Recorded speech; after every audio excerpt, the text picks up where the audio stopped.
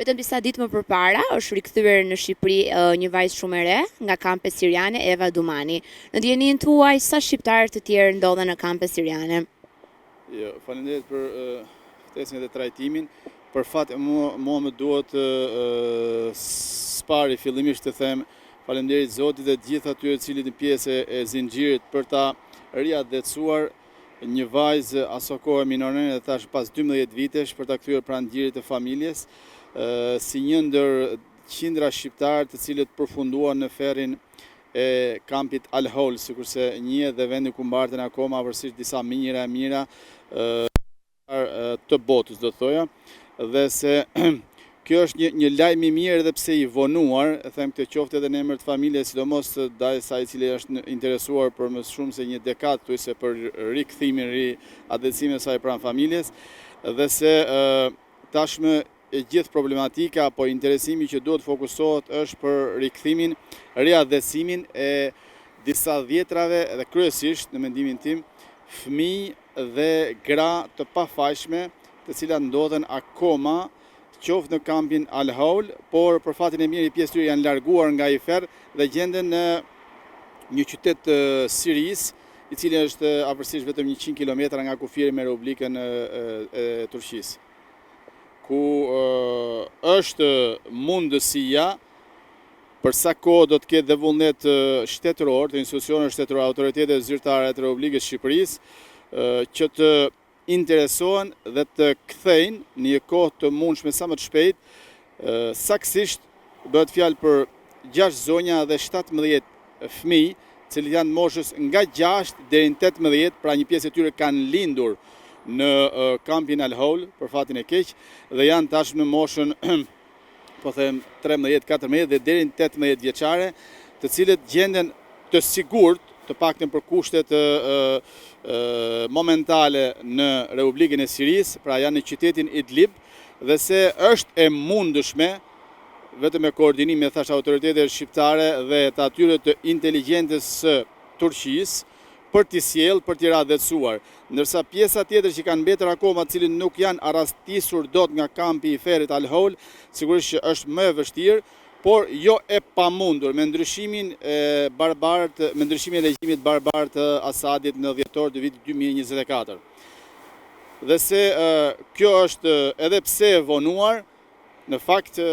qoftë nga autoritetet, qoftë dhe hallkat e tjera, është e mundshme për sa kohë janë në jetë, po them për vajzat, pra për fëmijët dhe gratë sidomos, është e mundshme riadhetësimi i tyre pa patur pasoja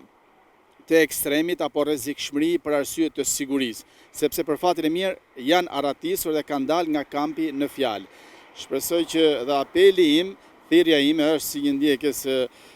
me dëshirën time, jo ndonjë përgjegjësi drejt për drejt, por me dëshirën time se në fund ata janë qytetar shqiptar, pra djem dhe vajza dhe zonja po ashtu, janë dhe në pikpamje të religionit pjesëtar të besimit islam, pra religionit islam, dhe sfundmi janë fëmijët, niprit, mbesat e dikujt. Lejoni që të kujtoj këtu dhe familjen e një gjyshi mbi 90 vjeçare, kam fjalën në fshatin Zagërçan të Pogradecit, zotni Dylbershuli, i cili dhaj ka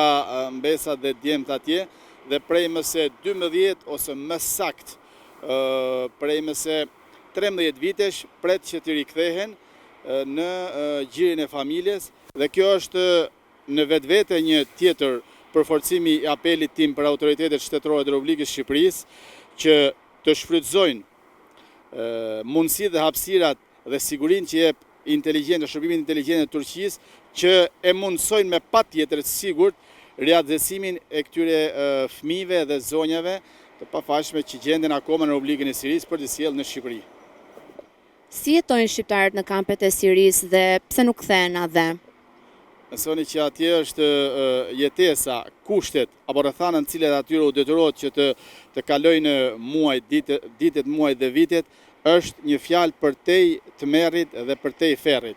Pra një mungesë të theksuar nga çdo pikpamje dhe mundësitë apo rrethanat apo kushtet elementare për jetesë ose më saktë për mbijetesë, sepse mungon qoftë ato elementare ditore, uji, ushqimi i cili është të merrsisht dhe i parregullt, njëherë në pak ditë, pastaj të kemi parasysh sepse ajo është një zonë e cila ka dhe stinën e dimrit, sigurisht që edhe të ftohtin po ashtu, edhe mënyra se si trajtohen aty gjatë gjithë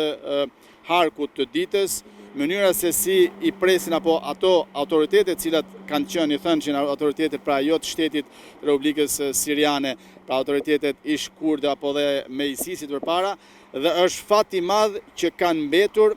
akoma gjallë apo akoma në jetë. Ndaj është me patjetër veprimi dhe koordinimi veprime në një kohë sa më të shpejt për t'i riadhetësuar, sepse rrezikohet jeta e tyre, sidomos ata që kanë mbetur akoma në Al-Hol, për çdo ditë dhe çdo orë që kalon. Çfarë masazh do të marrë shteti shqiptar që të kthehen sa më shpejt në edhe këta persona? Parë edhe nga rasti i ri kthimit dhe riadhetësimi, për këtë unë jam falënderues për autoritetet shtetërore dhe gjithë ato që bën pjesë, edhe mediat që bën pjesë e rikthimit të këtyre fëmijëve, kryesisht e vajzave, qoftë Endri Dumani, pra i vllai i Evës që sapo u riadhetësua, apo edhe një djalosh i vogël i cili jetonte në Alvi Berisha, jetonte në Itali, apo dhe disa zonja dhe fëmijë tjerë që u rikthyen para 5 vite, kanë fjalën në vitin 2020, është që të mund të kthehen në një kohë sa më të shpejt, sepse edhe pjesa e rehabilitimit pastaj në Shqipëri, sikundër edhe pyetjet ju me drejt, sigurisht që merr ka kostot, ka kohën, ka dhe përgjegjësinë sipër autoriteteve shtetërore, pra në aspektin po themi social dhe shoqëror, por dhe në aspektin sigurisht të familjes. Imagjinoni një vajzë e cila nga 8 vjeçare është kthyer sot pas 13 vitesh moshë 21 vjeç, që kanë fjalën për Even, dhe nuk është e lehtë integrimi, po pse jo dhe rehabilitimi dhe përshtatshmëria me kushtet, edhe pse për fatin e mirë pranë gjirit familjes, rehabilitimi i saj në kushtet e një realiteti të ri, shumë i ndryshëm nga ai që ka përjetuar në ferrin e Al-Holit. Por gjithsesi, për sa kohë interesimi në aspektin social i autoriteteve respektive, qoftë shtetërore, qoftë ato të shërbimit social, qoftë dhe kujdesi i përhershëm i familjeve dhe i familjarëve, e mundëson dhe jep shpresë si ato jo vetëm që rehabilitohen, por edhe integrohen, qoftë familjet e tyre, qoftë dhe në rrethin shoqëror, ku janë në varësi edhe të moshave, sepse nëse janë moshë, fjala vjen në moshën 14 vjeç, do të vazhdojnë shkollën aty ku është e mundshme, pra në klasën që mund të jetë 5, 6, 7, 8, pra deri në klasën e 9, i cili është arsimi detyror arsimi i shkollëndjes i detyrueshëm në Republikën e Shqipërisë, dhe moshat më të mëdha për të integruar në realitetin shoqëror dhe familjar aty ku banojnë, qoftë Tiranë, qoftë dhe në rrethet tjera të Shqipërisë. Rasti konkret që përmenda, rasti Bogateci, pra është që jashtë Tiranës.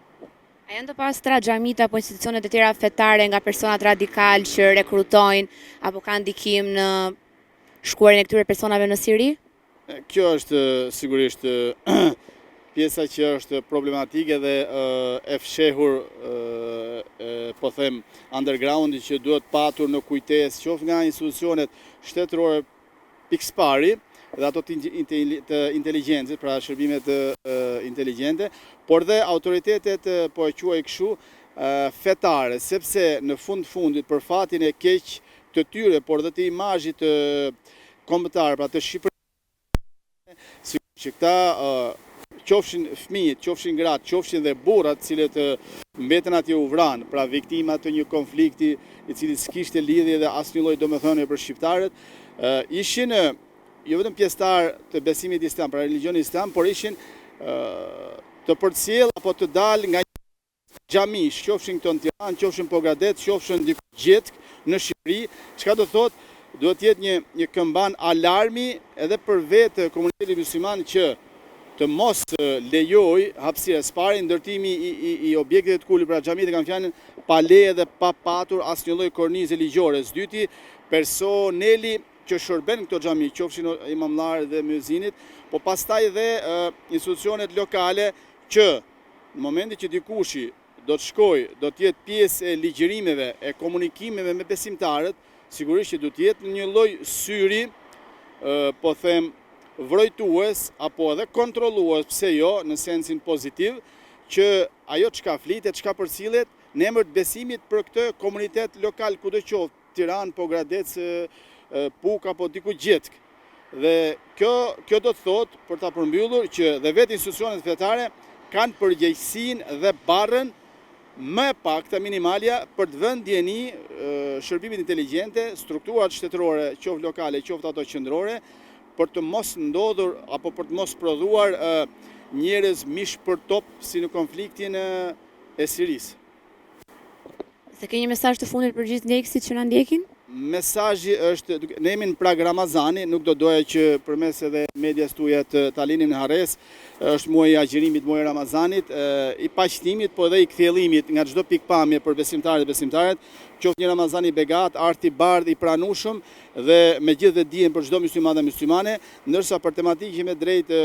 trajtoni dhe me vend është që autoritetet shtetërore në kohën më të shpejtë dhe të mundshme të tregojnë interesimin si kundër dhe rastet e tjera, po them para 5 vjetë që u bëri adhësimi në një numër të kufizuar të djemve, vajzave, fëmijëve dhe grave që ishin në Siri, të mund të krijohen sa më shpejt urat, sidomos dhe vetmja rrugë kjo është, që partnerë janë dhe Amerikanë të rem, por shërbimi inteligjent turk, për të risjell, riadhësuar sa më parë pranë familje dhe pranë vendit të tyre në dheun e tyre,